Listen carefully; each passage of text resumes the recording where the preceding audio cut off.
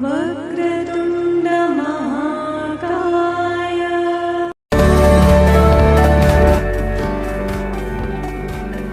Hello friends, welcome to our channel. ఈ కాకి కథ ఏమిటో చూద్దామా. అనగనగా ఒక అడవి. అక్కడ ఒక రాబందు ఒక జముడు కాకి నివసిస్తూ ఉండేవి. ఒకరోజు గొర్రెల కాపరి గొర్రెల మేతకు తీసుకుని వచ్చి నీడలో విశ్రాంతి తీసుకోవడానికి పక్కకు వెళ్ళాడు. గొర్రెలు ప్రశాంతంగా మేత తింటుంటే ఒక రాబందు వచ్చి గొర్రె పిల్లని ఎత్తుకుని వెళ్ళి తినేస్తుంది. అది చూసిన జముడికాకి ఇలా అనుకుంది, నేనేమన్నా తక్కువ, నేను నీకంటే కూడా బలవంతుడిని అని శబ్దం చేసుకుంటూ వెళ్ళి ఒక్కసారిగా ఒక గొర్రె పిల్లపై బడి తన ముక్కుతో పొడుస్తుంది. గొర్రె శరీరంలో దాని ముక్కు ఇరుక్కుపోయి ఎన్నిసార్లు తన శక్తిని ఉపయోగించి ముక్కు బయటికి లాగుదామని చూసినా ముక్కు రాలేదు.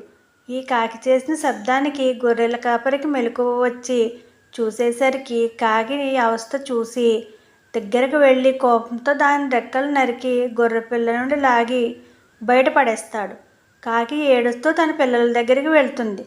దాన్ని చూసిన పిల్లలు ఇదేదో వింత జంతువులా ఉంది, దగ్గరికి రాకు, వస్తే నీకే ప్రమాదం అని బెదిరిస్తాయి.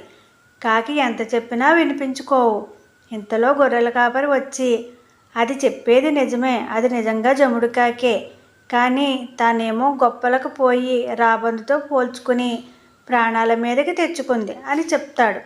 అప్పుడు దాని పిల్లలు దగ్గరికి వెళ్ళి, నిజంగానే మాకు తెలియలేదమ్మా, ఇలా అయిపోయావేంటి అని బాధపడతాయి. నీతి, శక్తివంతుడితో పోల్చుకోకు, అలా పోల్చుకుంటే ఉన్న శక్తి పోగొట్టుకోవడమే కాక నలుగురిలో నవ్వులు పాలవుతాం. Okay friends, bye.